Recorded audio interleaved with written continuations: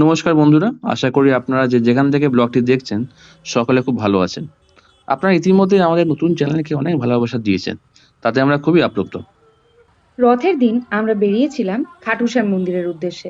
খাটুশ্যাম হলেন মহাভারতের বীর যোদ্ধা বার্বরিক, যাকে শ্রীকৃষ্ণ বর দিয়েছিলেন যে তিনি কলিযুগে খাটুশ্যাম রূপে পূজিত হবেন।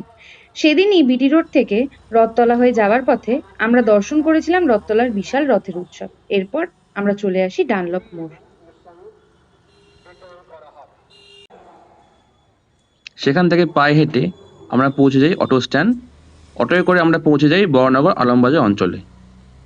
ভিডিও আপনারা দেখতে পাচ্ছেন, আমরা অটো করে সেখানে রওনা দিয়েছি।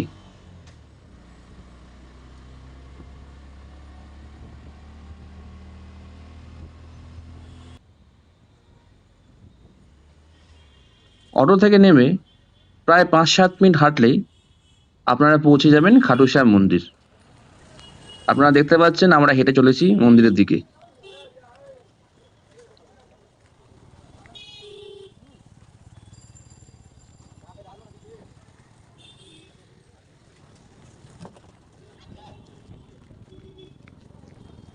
তবে মনে রাখবেন, মন্দিরের ভেতরে কোনো ফটো তোলা বা ভিডিও করা সম্পূর্ণ নিষেধ। আমাদের তোলা ছবি এবং ভিডিও বাইরে থেকে নেওয়া। পুজো দিতে চাইলেও তার ব্যবস্থা আছে। যদি আপনারা এখানে এসে কিছুটা সময় কাটিয়ে যান, তাহলে কিন্তু নিঃসন্দেহে খুব ভালো লাগবে।